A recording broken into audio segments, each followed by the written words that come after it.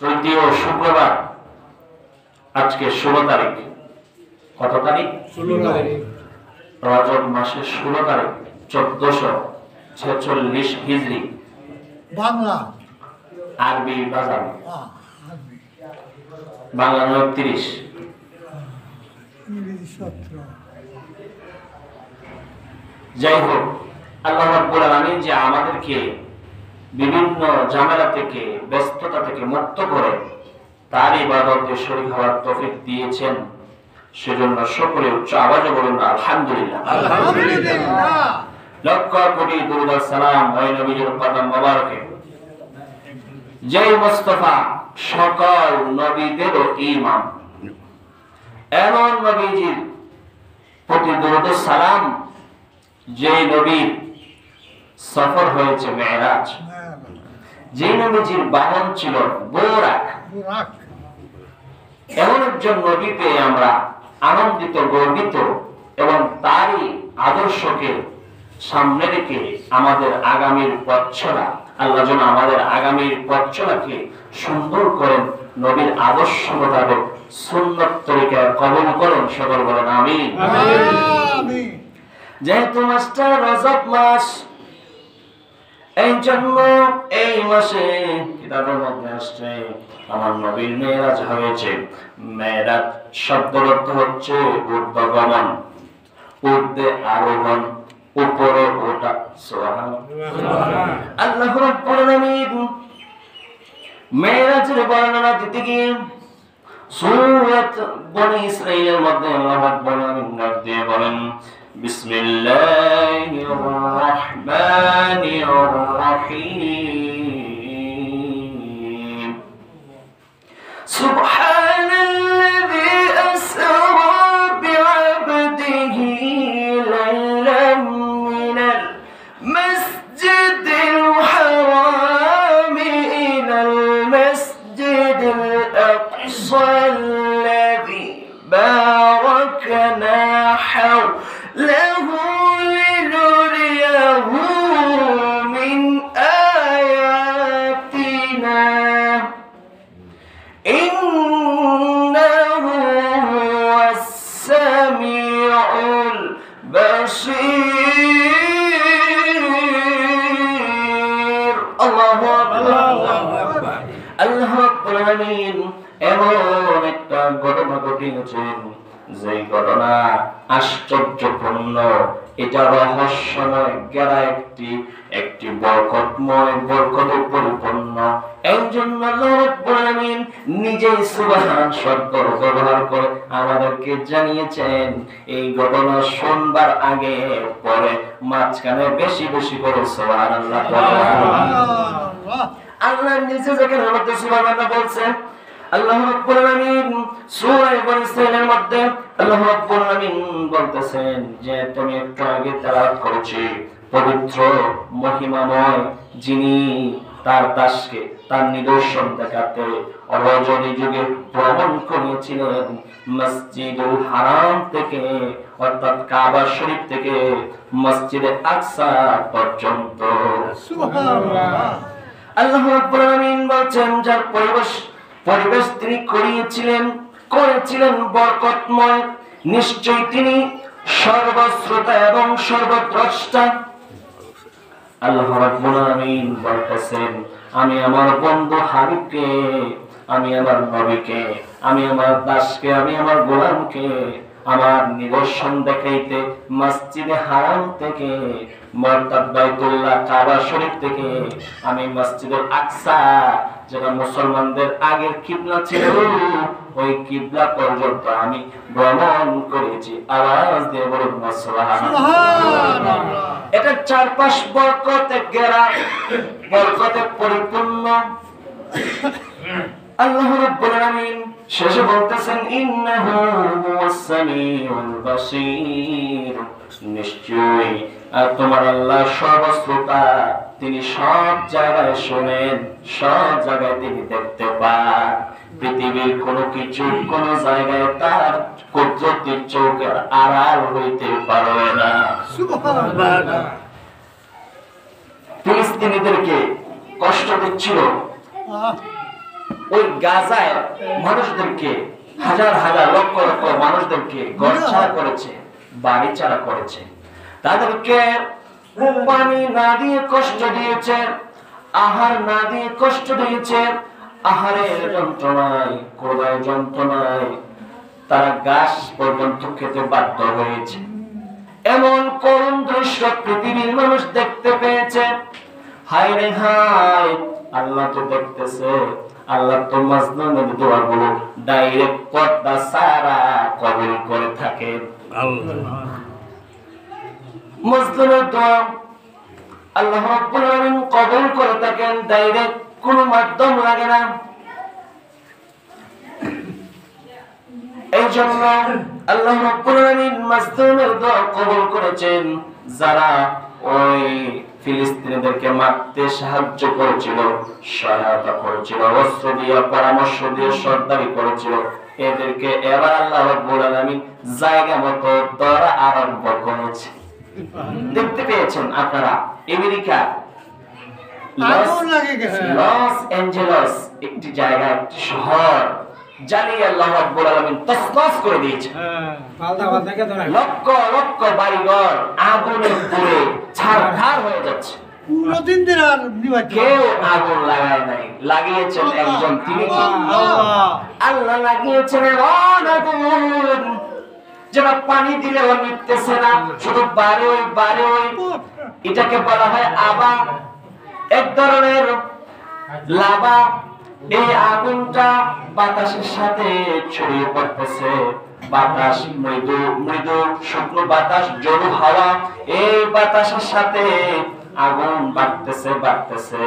হাজার হাজার লক্ষ লক্ষ বাড়ি পুড়ে ছারখার করার জন্য আল্লাহ রাব্বুল আলামিন এই আগুন মনে করে পাঠিয়েছে। আল্লাহর বিচার। যাদের দেশে যদি কেউ আগুন লাগাইতো, তাহলে পৃথিবীটাকে বিভিন্ন বোমা দিয়া একবারে কিয়ামত বানাই দিত। তাদের হাতে এমন এমন অস্ত্র আছে, কিন্তু কেউ আগুন লাগায় নাই। একজন উপর থেকে পদ্ধতি ভাবে আগুন দিয়া জ্বালাইয়া তাদেরকে শায়েস্তা করতেছেন ওই আল্লাহ আছে কিনা? এই জন্য বলতেছি ইন্নাহু হুয়াস সামিউল বাসীর। আল্লাহ সব জায়গায় দেখতে পান, সব জায়গায় তিনি শুনতে পান। মজলুম যখন ডাক দিয়ে কয়, ও আমার আল্লাহ গো, বিপদে পড়ে গেছি গো, আপনি আমাকে মাফ করেন, আপনি আমাকে সাহায্য করেন। এই কথা যখন মুসলিম বলে, আল্লাহ রাব্বুল আলামিন বলেন, আমি তো একটা পর্দার মধ্যে দিয়া আমি দোয়া কবুল করি, একটা মাধ্যম দিয়া, কিন্তু মাজলুমের দোয়া আমি কোনো মাধ্যম ছাড়াই, পর্দা ছাড়াই আমি কবুল করি। ফিলিস্তিনিরা মাজলুম ছিল, গাজাবাসীরা এখন মাজলুম আছে। পৃথিবীর বিভিন্ন জায়গায় মুসলমানরা নির্যাতিত হচ্ছে, অপহরণ করা হচ্ছে, মুসলমানদেরকে তাদের ঘরবাড়ি জ্বালিয়ে দেওয়া হচ্ছে।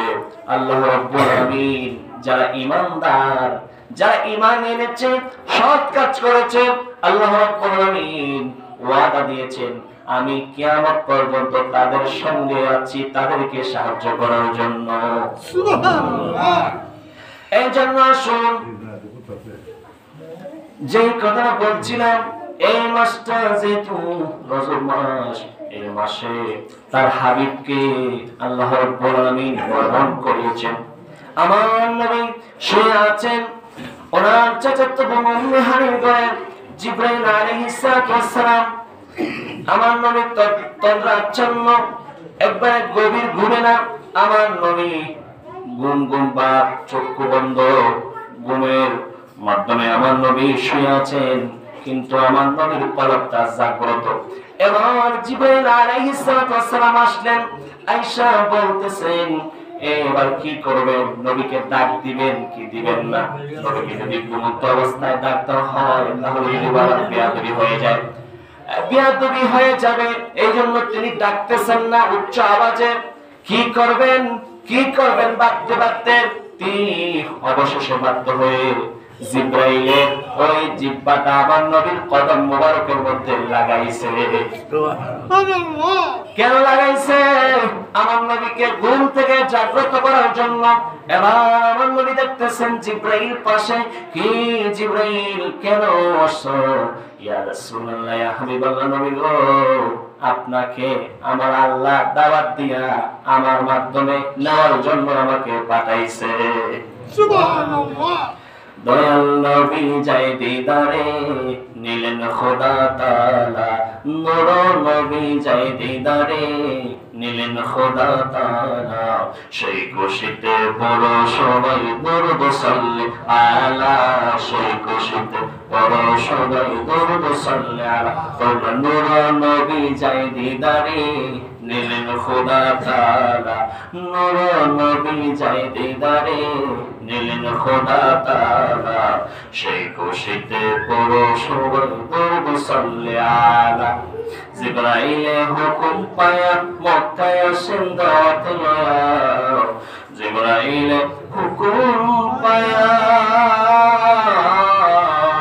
জিবরাইলে হুকুম পায়া মক্কায় আসেন দাওয়াত লয়া।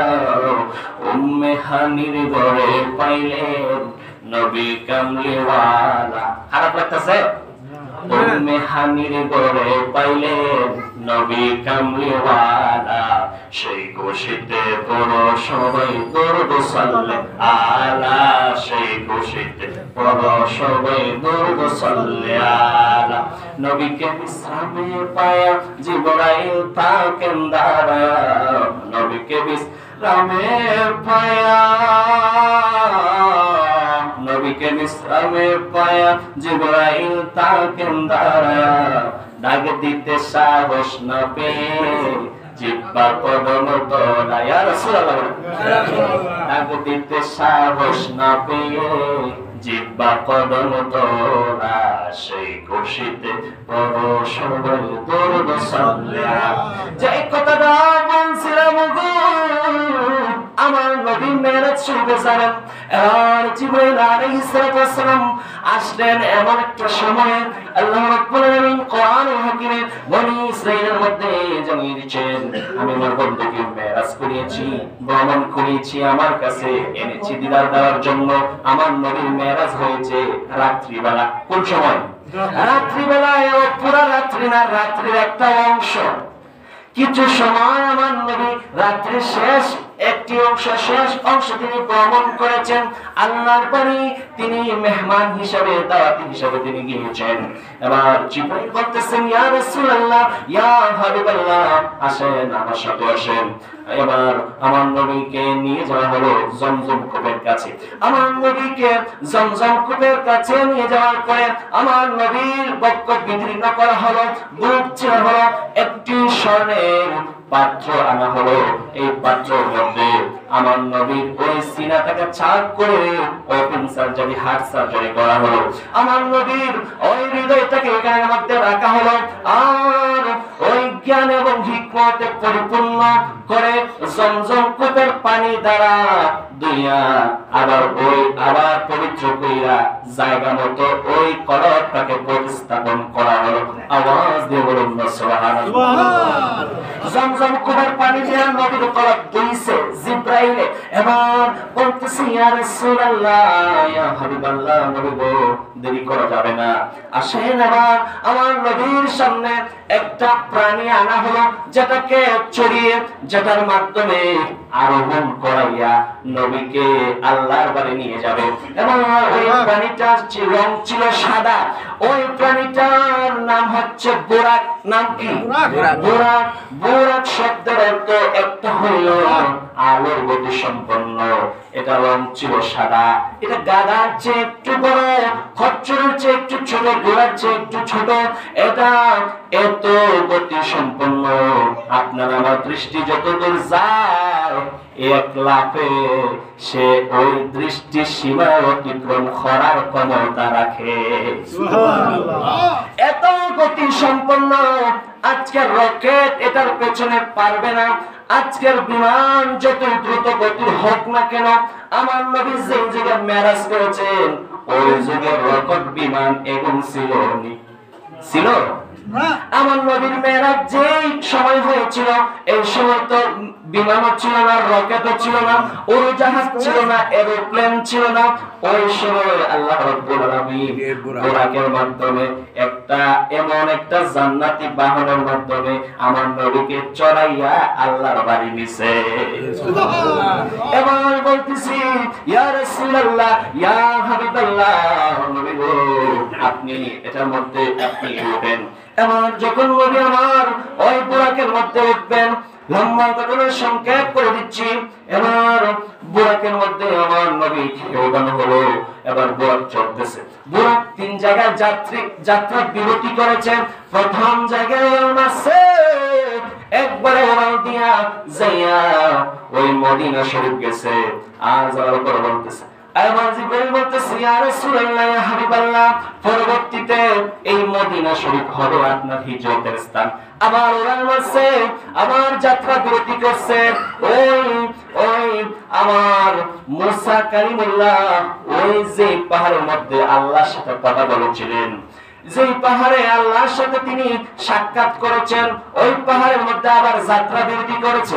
আবার ওরাল মারছে, আবার সর্বশেষ যেখানের মধ্যে যাত্রা বিরতি করেছে জেরুজালেমে, বেথলেহেমে, যেখানে পশ্চিম জেরুজালেম, এখানের মধ্যে হযরতে ঈসা রুহুল্লাহর জন্মস্থান, এখানের মধ্যে ওই বুরাক যাত্রা বিরতি করেছে।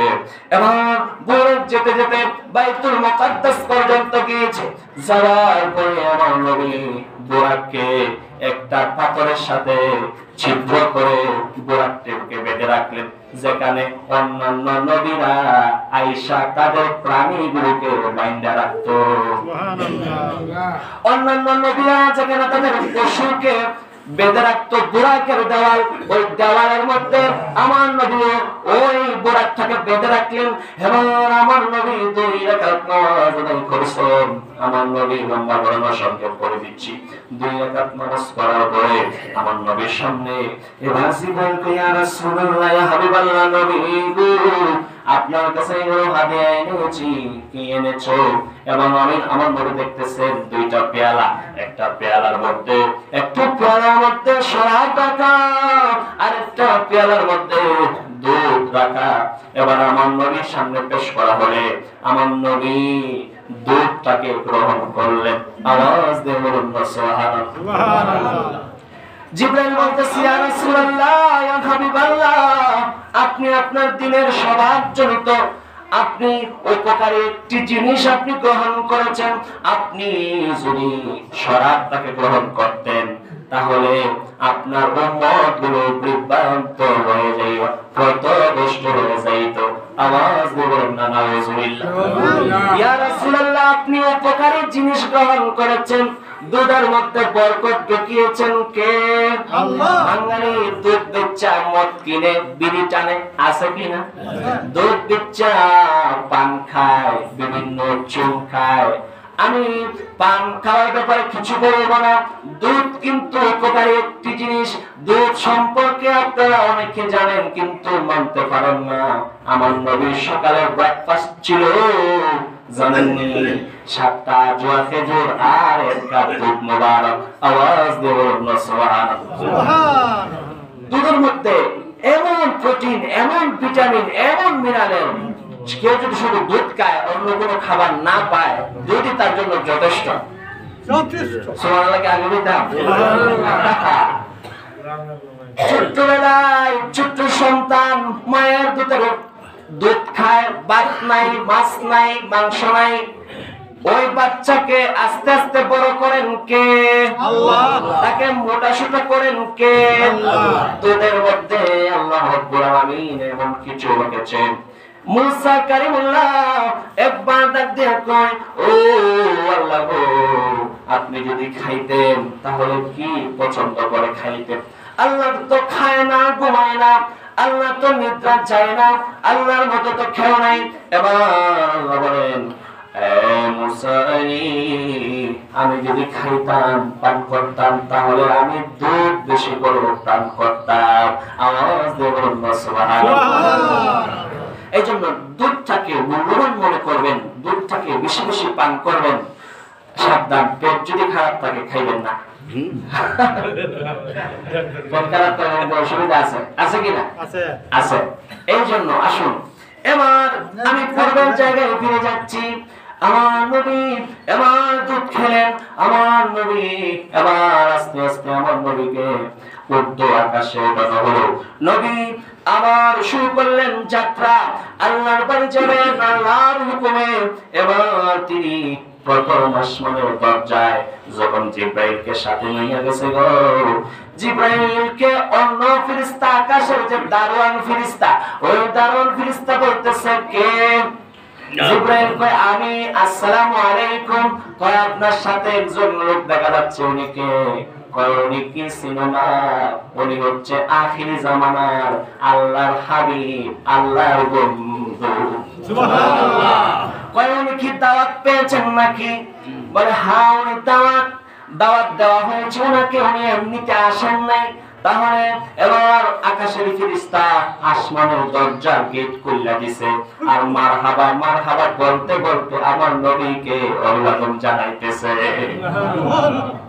এবার আমার নবী প্রথম আসমানে ঢুকলেন, ঢুকা দেখতেছে হযরতে সাইয়্যিদুনা আদি পিতা আদম আলাইহিস সালামকে দেখা যায়। তিনি সালাম করলেন, অভিবাদন জানাইলেন। এবার আদম আলাইহিস সালামের সাথে সাক্ষাৎ হয়ে গেল। আদম আলাইহিস সালাম বললেন, তুমি আমার বংশধরের মধ্যে সর্বশ্রেষ্ঠ সন্তান, নেককার সন্তান, নেককার নবী। এবার সম্মানের সহিত তার জন্য তিনি দোয়া করলেন। এবার আবার দ্বিতীয় আসমানে, ওই প্রথম আসমানে আদম নবীর সাথে দেখা হওয়ার পরে বিদায়ের পালা। এবার তিনি আবার যাত্রা শুরু করলেন। আবার দ্বিতীয় আসমানে যাওয়ার পরে আবার ওই দারোয়ানি ফেরেশতা বলতেছে কে? আমি জিব্রাইল, আপনার সাথে কে? পূর্বের মতো তিনি পরিচয় দিলেন, তিনি দাওয়াতি মেহমান, এমনিতে আসেন নাই। এবার সঙ্গে সঙ্গে ফেরেশতা গেট খুলে দিল, তিনি ঢুকলেন। ঢুকে দেখতেছেন ওইখানের মধ্যে হযরতে ঈসা আর হযরতে ইয়াহইয়া আলাইহিস সালাতু ওয়াস সালামকে দেখা যায়। ঈসা আর ইয়াহইয়া আলাইহিস সালাতু ওয়াস সালামের সাথে সাক্ষাৎ হয়ে গেল, মুসাফা করলেন, অভিবাদন জানাইলেন। তাদের সাথে সাক্ষাৎ হওয়ার পরে ক্রমান্বয়ে আবার তৃতীয় আসমানে তিনি আবার চলে গেলেন। একইভাবে তাকে সম্মানের সহিত গেট খুলে দেওয়া হলো। তৃতীয় আসমানে আমার নবী গেলেন, যাইয়া দেখতেছেন হযরতে ইউসুফ আলাইহিস সালাতু ওয়াস সালামকে দেখা যায়। আমার নবী আমার ডাক দিয়ে কয়, জগৎবাসিয়ারি জানোনি, তোমরা ভালো করে শুনে রাখো, আল্লাহ যেন পৃথিবীর অর্ধেক সৌন্দর্য আমার ভাই ইউসুফকে দান করেছে। ইউসুফ আলাইহিস সালাতু ওয়াস সালাম দেখতে এত সুন্দর, ওই মিশরের মাইয়ারা আপেল কাটতে যাইয়া আঙ্গুল কাটতে ফেলছে, এত সুন্দর নবীর চেহারা। এবার ইউসুফ নবীর সাথে সাক্ষাৎ হয়ে গেল। ইউসুফ নবী তার জন্য দোয়া করলেন, আমার নবীকে সালাম দিলেন, দোয়া করলেন, বিদায় দিলেন। এবার চতুর্থ আসমানে আমার নবী কিভাবে আরোহণ করলেন, গমন করলেন, যাওয়ার পরে তিনি দেখতেছেন হযরতে ইদ্রিস আলাইহিস সালাম। ইদ্রিস আলাইহিস সালামের সাথে সাক্ষাৎ হয়ে গেল। অভিবাদন শেষে তিনি বিদায় দিলেন। এবার তিনি পঞ্চম আসমানে গেলেন, যারা দেখতেছেন মুসা আলাইহিস সালামের চাচাতো ভাই, অনেকে বলছেন নবী, ওই হারুন আলাইহিস সালামের সাথে সাক্ষাৎ। পঞ্চম আসমানে হযরতে হারুন আলাইহিস সালামের সাথে সাক্ষাৎ হয়ে গেল। এবার আমার নবী থেমে নাই, কারণ আমার নবীর শেষ ঠিকানা হচ্ছে আল্লাহর দিদার। সুবহানাল্লাহ। এবার আমার নবী চলতেছেন, ষষ্ঠ আসমানে যাইয়া দেখতেছেন মুসা কালিমুল্লাহকে দেখা যায়। মুসা নবীর সাথে সাক্ষাৎ হয়ে গেল, অভিবাদন, সালাম, সম্মান সবকিছু হলো। এবার আমার নবী থেমে নাই, আর একটু সামনে গেলেন। যাইতে যাইতে এবার সপ্তম আসমানে যাওয়ার পরে তিনি দেখতে পেলেন আদি পিতা হযরতে ইব্রাহিম নবীকে দেখা যায়। জিবরাইল বলতেছেন, ইয়া রাসূলুল্লাহ, আপনি আপনি ওনাকে সালাম করুন। উনি হচ্ছেন আদি পিতা, উনি হচ্ছেন ইব্রাহিম নবী, যাকে আগুনে ফেলা হয়েছিল আল্লাহর প্রেমের কারণে।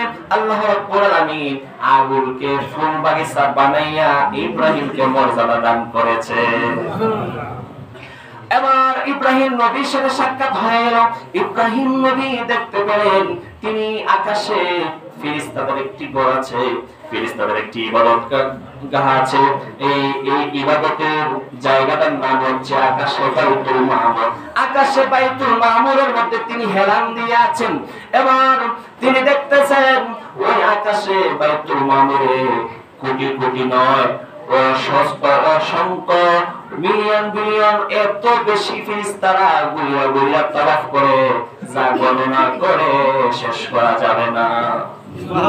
আকাশে বাইতুল মামুর নামক একটা জায়গা আছে, যেটার মধ্যে ফেরেশতারা ইবাদত করে কার? আল্লাহ। আল্লাহর ইবাদত করে। আমার নবী জানাই দিতেছেন যেই ফেরেশতারা একবার ওই ঘুরিয়া ঘুরিয়া তাওয়াফ করে, ওই ফেরেশতা কিয়ামত পর্যন্ত, কিয়ামত হওয়ার পর্যন্ত পরে আর আসতে পারবে না। 70,000 ফেরেশতা একটি বর্ণনায় আছে, 70,000 ফেরেশতা আকাশে বাইতুল মামুরের মধ্যে ঘুরা ঘুরা তাওয়াফ করার মাধ্যমে আল্লাহর জিকির আজকার করে। আকাশে বাইতুল মামুর। এবার আমার নবী দেখলেন, এবার তিনি আর থেমে নাই, আর একটু সামনে গেলেন। এবার আমার নবী যা দেখতেছেন একটা বিশাল সুন্দর একটা গাছ দেখা যায়, যে গাছটা হচ্ছে সিদরাতুল মুনতাহা। আল্লাহু আকবার বলেন। সিদরাতুল মুনতাহা এটা একটা বড়ই গাছ। আমার নবী ডাক দিয়ে বলেন, এই গাছের পাতাগুলি ওই হাতির খানের মতো বড় বড়, সুবহানাল্লাহ। আর ফলগুলি সাধারণ কোন ফলের মতো নয়। পৃথিবীর মধ্যে বড় বড় মটকা দেখছনি, বড় বড় মটকার মতো ওই সিদরাতুল মুনতাহা এক একটা বড় নামক ফল। আওয়াজ দিয়ে বলুন সুবহানাল্লাহ। পণ্ডিত মিয়ার মা দোয়া চেয়েছেন, আল্লাহ যেন পণ্ডিত মিয়াকে সহ মাকে মাফ করবেন। সবাই বলেন আমিন। পণ্ডিত মিয়া জীবিত না মৃত? জীবিত। আমি খবর দিয়েছিলাম সামান্য রাখছেন। যাই হোক, আজকের আলোচনা এতটুকু পর্যন্ত। আমি যদি আর সময় পাই ইনশাআল্লাহ বাকি আলোচনা সিদরাতুল মুনতাহা থেকে শুরু করবো ইনশাআল্লাহ। ততক্ষণে আপনারা আপনার জন্য 4 রাকাত সুন্নাত আদায় করুন। আসসালামু আলাইকুম ওয়া রাহমাতুল্লাহ।